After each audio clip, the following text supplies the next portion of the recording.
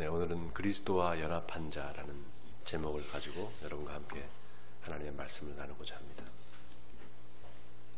지난 시간에 죄 때문에 모든 사람이 죽게 되었다.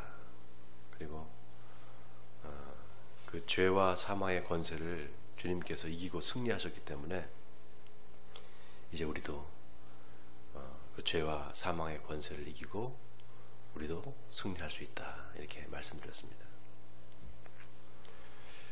그래서 십자가의 부활이 갖는 의미는 본래 인간이 죽어 없어질 존재가 아니라 영원히 사는 존재라는 것입니다. 하나님이 인간에게 영혼을 사랑하는 마음을 주셨다라고 성경이 이야기하고 있습니다. 죽음이 끝이 아니라고 믿는 믿음이 사실 모든 사람들에게 있습니다. 꼭 예수 믿는 사람들만이 아니라 죽음 이후에 뭔가 기독교식은 아니더라도 뭔가 있지 않겠느냐, 이런 마음이 모든 사람에게 종교를 초월해서 다 있습니다. 그거는 뭘 의미하는 것인가? 본래적으로 인간이 영원한 존재로 지음을 받았다는 것이죠. 로마서에서 사도 바울은 그리스도께서 다시 살아나지 않았다면 우리의 믿음도 헛것이요, 우리가 가장 불쌍한 사람들이다, 이렇게 말을 했습니다. 그 말이 맞죠. 이 세상이 만약에 그냥 끝이라면은 굳이 예수를 믿을 이유가 뭐가 있겠습니까? 더욱이 예수를 믿으면서 고난받을 이유가 뭐가 있겠어요? 그냥 한평생 잘 먹고 잘 살다가 죽으면 그만이겠죠. 근데 죽음 이후에 삶이 있다는 것을 우리가 믿기 때문에 현실이 힘들어도 그 현실의 고난과 어려움을 이겨낼 수 있는 줄 믿습니다. 예수를 믿는 저와 여러분은 그래서 희망이 있는 줄 믿습니다.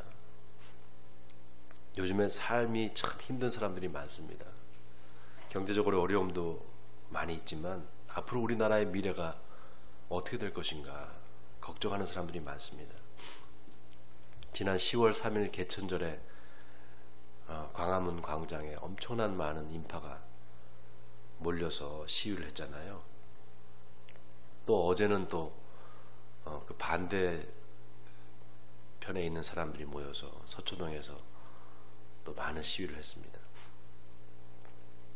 광화문에 모여있던 사람들이 조국 씨 한 사람 그만두게 하려고 그렇게 많이 모였을까? 그게 아닙니다. 뭔가 나라가 지금 잘못된 방향으로 가고 있지 않는가? 혹시 사회주의나 공산주의로 가는 게 아닐까? 이런 미래에 대한 불안감이 있습니다. 설마 우리나라가 그렇게 되겠느냐? 여러분, 그 나라가 말이죠,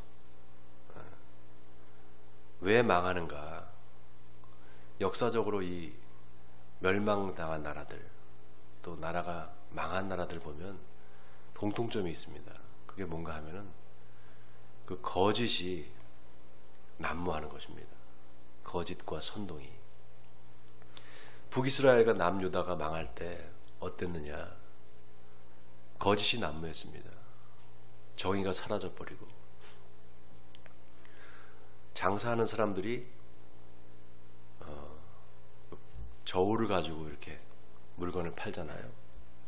근데 그 저울추의 무게가 겉으로 모양으로는 똑같은데 무게를 달아보면 다른 겁니다. 공정하지 않은 그런 저울을 가지고 장사를 하는 사람들이 그렇게 많았다는 것입니다. 그러니까 나라가 왜 망하는가? 북한이 쳐들어와서 그래서 공산화가 되고 망할 거다? 그게 아니라 이 거짓 때문에 망하는 겁니다. 사람들이 진실을 외면하고 거짓을 쫓는 것입니다. 여러분, 거짓에 속는 게 아니에요. 거짓을 받아들이는 겁니다. 거짓과 타협을 하는 거죠. 이를테면 그 정도 거짓말한 거 용서해줘야지, 나도 그런데 누가 누구를 비난하겠어. 얼핏 들으면 아주 인정이 많고 사랑이 많아 보이잖아요. 그런데 그게 여러분 사랑이 아닙니다. 사랑은 거짓을 덮어주는 게 아니에요. 죄 지은 사람이 죄를 회개하고 용서해달라고 할 때 그 사람을 아무 조건 없이 용서해 주는 거, 그게 바로 사랑입니다.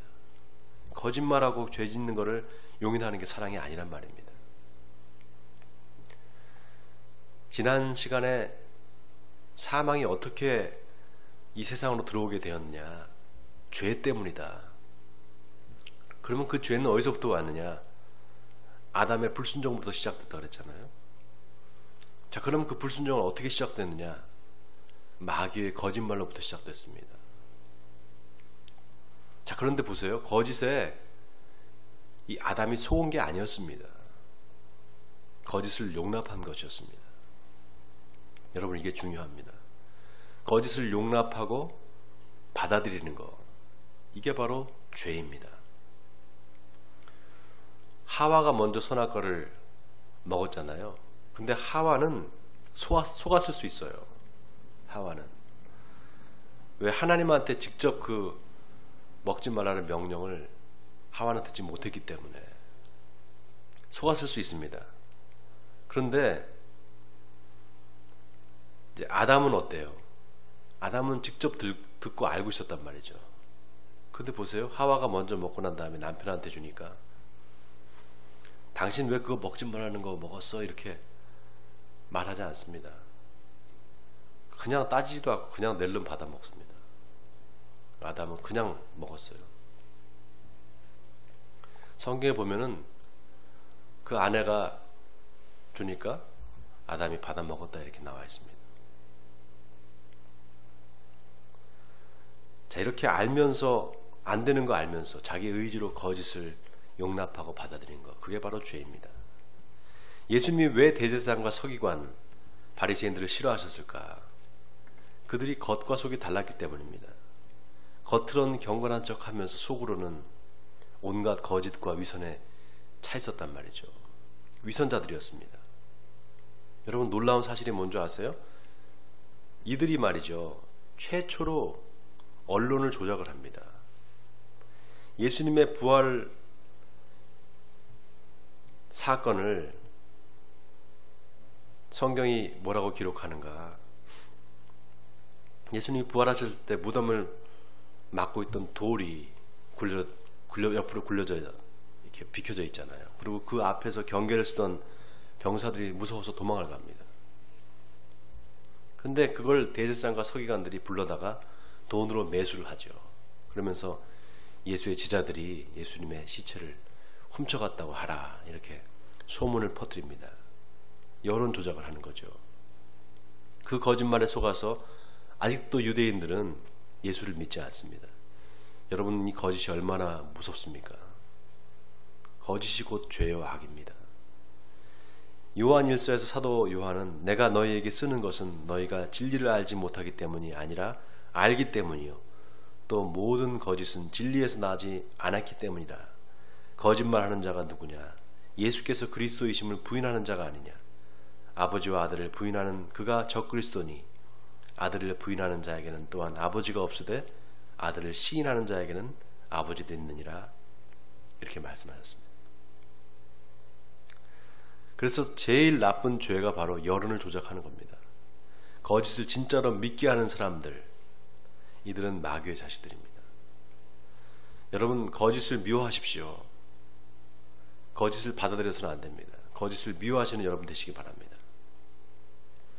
거짓을 용납하고 받아들이고 괜찮다고 하는 사람은 하나님의 나라에 합당하지 않은 사람들입니다. 저는 우리 에베네셀 교회 성도들이 거짓을 미워하고 진리를 사랑하기를 바랍니다. 거짓을 미워하고 진리를 사랑하시는 여러분 되시길 주님의 이름으로 다시 한번 부탁을 드립니다. 자, 오늘 본문에서 사도 바울은 우리에게 예수 믿고 구원받은 사람들의 삶이 어때야 되는가를 이야기하고 있습니다.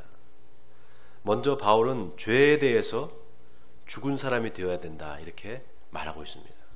자, 우리 본문 1절과 2절을 같이 한 목소리를 읽어보겠습니다. 1절과 2절입니다. 시작. 그런즉 우리가 무슨 말을 하리요? 은혜를 더하게 하려고 죄에 거하겠느냐? 그럴 수 없느니라. 죄에 대하여 죽은 우리가 어찌 그 가운데서 살리요? 여러분, 죽은 사람은요, 외부의 어떤 자극에도 반응을 하지 않습니다. 죽으면 어떻게 돼요? 감각기관이 다 정지된단 말이죠. 죽은 자는 말이 없다는 이야기가 있잖아요.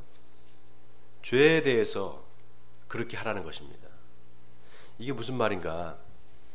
누가 같이 사기를 치자, 도둑질을 같이 해보자, 그래서 이번 기회에 한 몫을 잡아보자, 그런 말을 할 때 눈을 감고 죽은 사람처럼 아무 말도 하지 말라는 겁니다. 제가 우리 사모한테 뭐라고 막 잔소리를 하면은요, 듣기 싫은 소리를 하면은 우리 사모가 하는 행동이 있어요. 눈을 이렇게 감고요, 이렇게 한숨을 쉽니다. 듣기 싫다는 거죠. 그러면 아, 저 사람이 듣기 싫어하는구나. 제가 더 그래서 얘기를 안 합니다. 이야기 해봐야 소용이 없는 거죠. 안 들을 거니까. 누가 같이 죄를 짓자고 하면은 그냥 눈을 감고 아무 소리 하지 말고 숨도 쉬지 말아보세요. 누가 막 죄 짓자고 그러면은, 유혹을 하면은 그냥 눈 감고 숨도 쉬지 말고 가만히 있어 보세요. 이렇게. 그럼 어떻게 될까요? 더 말을 못하지 않겠어요? 죽은 사람한테 무슨 말을 하겠습니까? 말해봐야 소용이 없죠. 신학교를 다니는 한 전도사가 학교 갔다 집에 오는 길에 이 홍등가가 있는 겁니다. 홍등가. 여러분 홍등가가 뭔지 아시죠? 몸 파는 여자들이 쭉 나와 있는 그 거리를 홍등가라 그러잖아요. 이 전도사가 신학교를 갔다가 집에 돌아오는 길에 그 홍등가가 있는 거예요. 그래서 그 길을 지나가면서 그 뭐 눈에 보이지 않겠어요? 그런 게? 그러니까 죄책감이 든단 말이죠. 그러니까 걸어가면서 주여 시험에 들지 말게 하옵소서. 그러면서 지나간다는 거예요. 근데 집에 가는 길이 꼭 그 길만 있느냐? 다른 길도 있는데 꼭 그 길을 지나가면서 그렇게 기도를 하면서 지나간다는 겁니다. 왜 그러냐? 죄의 유혹에 그렇게 끌린다는 거예요. 사람이. 오늘 본문에 사도 바울이 뭐라고 얘기하는가? 은혜를 더하게 하려고 죄에 거하겠느냐? 그럴 수 없느니라. 죄에 대하여 죽은 우리가 어찌 그 가운데 살리오? 이렇게 말합니다. 아예 죄에 대해서는 그 모양이라도 버려버리고 가까이 가지도 말라는 것입니다. 은혜를 더하게 하려고 죄에 거하겠느냐? 그럴 수 없느니라. 자, 그러면서 또 뭐라고 하는가? 세례에 대해서 이야기를 합니다. 갑자기 생뚱맞게. 자, 오늘 본문 3절을 보세요. 무릇 그리스도 예수와 합하여 세례를 받은 우리는 그의 죽으심과 합하여 세례를 받은 줄을 알지 못하느냐. 여러분 다 세례 받으셨죠? 물 세례 다 받으셨죠? 제가 여러 번 강조했습니다. 세례는 곧 죽음을 의미합니다. 나의 옛사람이 죽고 다시 태어났다는 겁니다. 물을 머리에 뿌리는 거는 그냥 예식일 뿐입니다. 원래 진짜 그 세례의 의미는 내가 예수님과 함께 죽었습니다. 이렇게 고백하는 것입니다. 자, 그런데 그 세례가 어떤 세례에 있냐? 제가 이것도 여러 번 말씀드렸죠. 죄의 사함을 얻게 하는 회개의 세례다. 이렇게 말씀드렸습니다. 죄의 사함을 얻게 하는 회개의 세례. 요단 강가에서 세례 요한이 세례를 주니까 사람들이 구름대처럼 모여듭니다. 그 세례를 받으려고. 그때 요한이 뭐라고 말합니까? 이 독사의 자식들아, 누가 너희한테 장차 올 진노를 피하라 하더냐? 그러므로 회개에 합당한 열매를 맺어라. 이렇게 말을 합니다.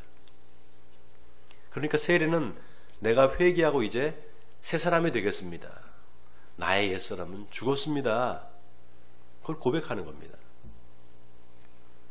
자, 그래서 바울은 뭐라고 얘기하는가? 오늘 본문에서 그러므로 우리가 그의 죽으심과 합하여 세례를 받음으로 그와 함께 장사되었나니 이는 아버지의 영광으로 말미암아 그리스도를 죽은 자 가운데서 살리심과 같이 우리로 또한 새 생명 가운데서 행하게 하려 함이라. 이렇게 말합니다. 여러분, 이 말이 뭡니까? 이제 하나님 앞에서 우리가 새 사람이 되었다. 그러니 새 삶을 살아라는 것입니다. 새로운 삶을. 자, 여기 보세요. 하나님이 우리를 의롭다고 칭하셨습니다. 그런데 우리가 어떤 의로운 일을 하고 우리가 어떤 착한 일을 해서 의롭게 된 게 아닙니다. 예수님이 십자가에 돌아가심으로 우리가 의롭게 된 것입니다. 그거를 진짜로 믿는다면 우리 삶에 감사가 나타날 수밖에 없습니다. 감사가 나타날 수밖에 없어요. 여러분, 누가 여러분 집에 택배를 보낸 거예요. 그 택배를 열어보니까 쌀이 들어있는 겁니다. 그래서 누가 보냈나 보니까 발신처가 없는 거예요. 그러면은 이거 뭐 누가 보냈는지 모르는데 그냥 일단 먹고 보자 그러고 먹습니까? 예? 왜 이 누가 보냈지? 이 쌀을 누가 보냈지? 이렇게 궁금해하지 않겠습니까?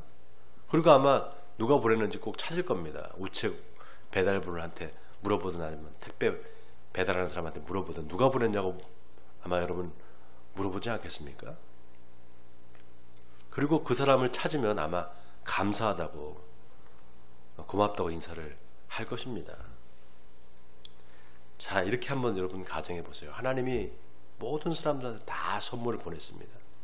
열어보니까 영원한 생명이 들어있는 겁니다. 상자를 열어보니까 그 영원한 생명을 먹으면 모든 사람들이 다 사는 겁니다. 영원히. 엄청난 선물을 받은 거죠. 그럼 어떻게 해야 됩니까? 감사해야 되지 않겠습니까? 고마워해야 되겠죠. 지난주에 제 친구가요, 쌀 20kg짜리 3가마니, 그리고 고구마 한 박스, 초코파이 한 박스, 떡볶이 재료 몇 박스, 또 과자 한 박스, 박스로 한 10개 박스를 보냈어요. 우리 교회 개척교회니까 어려우니까 성도들하고 같이 먹으라고. 근데 그 친구가 교회를 안 다니는 친구입니다. 왜 보냈느냐? 그 마음에 사랑하는 마음이 있는 거예요. 내가 그래서 전화를 해서 야, 뭐 이렇게 많이 보냈어? 고맙다 야 그랬더니 고맙다는 소리 하지 말래요. 그래서 왜? 그랬더니 오히려 자기가 더 감사한다는 거예요. 그래서 도대체 왜 그러냐 그러니까 하나님이 자기한테 그런 마음을 주셨대요. 에? 교회도 안 다니는 친구가 하나님이 자기한테 그런 마음을 주셨다는 거예요. 여러분 놀랍지 않습니까? 교회를 안 다녀도 감사가 뭔지 아는 거예요. 하나님 앞에 감사한다는 거예요. 이미 마음의 복음을 받아들일 준비가 다 돼 있는 겁니다. 자, 바울이 오늘 우리에게 그 말을 하고 있어요. 우리에게 이렇게 도전을 합니다. 다 같이 5절에서 7절까지 우리 한 목소리로, 오늘 본문 5절에서 7절까지 한 목소리로 우리 읽겠습니다. 시작. 만일 우리가 그의 죽으심과 같은 모양으로 연합한 자가 되었으면 또한 그의 부활과 같은 모양으로 연합한 자도 되리라. 우리가 알거니와 우리의 옛사람이 예수와 함께 십자가에 못 박힌 것은 죄의 몸이 죽어 다시는 우리가 죄에게 종로로 타지 아니하려 함이니 이는 죽은 자가 죄에서 벗어나 의롭다 하심을 얻었습니다. 자, 여러분 여기 보세요. 만일이라는 말이 계속 반복해서 나옵니다. 만일 우리가 그의 죽으심과 같은 모양으로 연합한 자가 되었으면, 또 8절을 보세요.